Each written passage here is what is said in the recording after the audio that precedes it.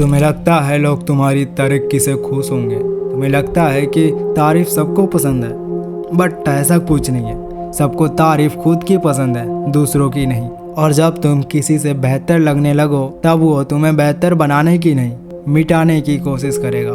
ये इंसान का नेचर है और शायद इसलिए सबसे पहला लॉ यही कहता है, नेवर आउटशाइन द मास्टर। इंसान वो जीव है जो सबसे ज़्यादा जलता है किसी और की तरक्की से, किसी और की रोशनी से।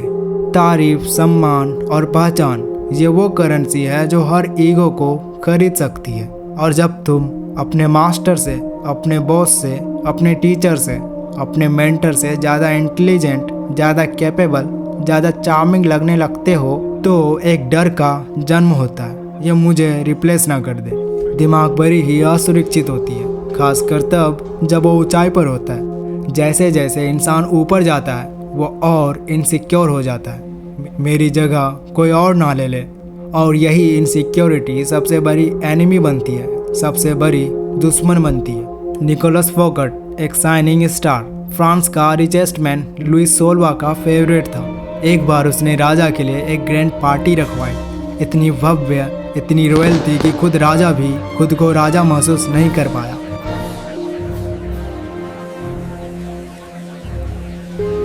रात खत्म हुई और सुबह उसे गिरफ्तार कर लिया गया।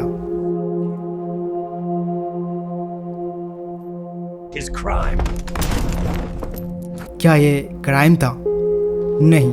अब आप सोचिए, अगर किसी और की ग्रेटनेस आपको अनकंफर्टेबल बना दे, तो जब आप किसी और के लिए वो इंसान बन जाओगे जिससे वो डरने लगे, तो क्या करेगा वो आपको सिखाएगा नहीं, हटाएगा। हर ईगो एक राजा है और हर राजा अपनी सत्ता में एक और राजा बर्दाश्त नहीं करता। आज ऑफिस में, कॉलेज में, यूट्यूब में, सोशल मीडिया में हर कोई स्मार्ट दिखना चाहता है, साइन करना चाहता है, लेकिन साइन करने का भी एक टाइम होता है और एक टेक्निक होती है, वरना आपकी लाइट किसी और की आंखों में चुभने लगेगी और वो आपको अंधेरे में धकेल देगा। तो क्या करें? Act less intelligent than you are. जितना जानते हो उतना ना दिखाओ, जो कर सकते हो उससे थोड़ा कम करो। हर बात पर साइन करने की ज़रूरत नहीं है। कभी कभी दूसरों को भी चमकने दो। कभी कभी महानता खुद को पीछे रखने में होती है। कभी कभी सर्वाइवल मासूम दिखने में होती है और सबसे बड़ी चाल वही होती है जिसमें चाल ही ना दिखे। इसलिए लोवन कहता है, never outshine the master, because the moment you shine more than him you will become a threat. और हर थ्रेट का एक ही अंजाम होता है, एलिमिनेशन। पावर एक तलवार की तरह होती है, धार भी रखती है और डर भी। लेकिन उस तलवार को कौन पकड़ेगा? जिसके हाथ सबसे मजबूत हो, नहीं, जिसके हाथ सबसे छुपे हुए हों। हर मास्टर, हर लीडर, हर बॉस, चाहे वो बाहर से कितने भी कॉन्फिडेंट क्यों ना दिखे, अंदर से वो हर वक्त कंपैरिजन में जल रहा होता है। कहीं कोई उसे पछाड़ ना दे, कहीं कोई उसकी जगह ना ले ले। और अगर आप वो इंसान बन गए जिसकी काबिलियत उसकी नींद उड़ा दे, तो याद रखिए, आपकी मेहनत से पहले आपकी इनसिक्योरिटी जाग जाएगी। पावर एक प्लेग्राउंड नहीं है, ये एक बैटलफील्ड है और बैटलफील्ड में सबसे पहले वही मारा जाता है जो सबसे ज़्यादा चमकता है। तो क्या करें? धीरे चलो लेकिन निश्चित दिशा में। कम बोलो लेकिन गहराई से सोचो। कम दिखाओ लेकिन सब कुछ जानो। तुम्हारा मेंटर, तुम्हारा टीचर, तुम्हारा बॉस, वो तुमसे प्यार क्यों करता है? क्योंकि तुम्हारा फ्यूचर उसके हाथ में है। हर राजा चाहता है कि सेनापति ताकतवर बने, लेकिन उससे बड़ा ना बने।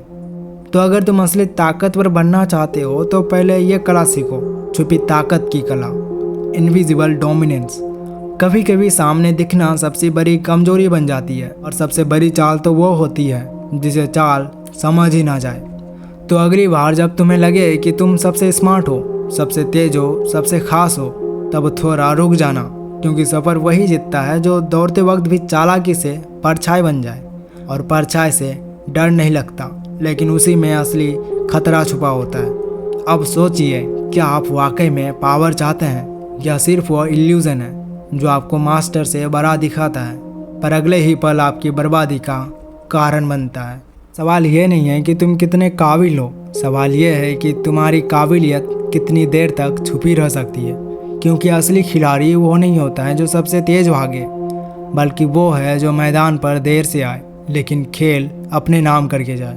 पावर एक रेस नहीं है, ये शतरंज का खेल है जहाँ सबसे ताकतवर चाल कभी भी प्यादा भी चल सकता है, बस वक्त सही होना चाहिए। इसलिए सीखो, काबिल बनो लेकिन काबिलियत दिखाओ मत, पावरफुल बनो लेकिन पावरफुल लगो मत। मास्टर के सामने झुको ताकि एक दिन सब तुम्हारे सामने झुके।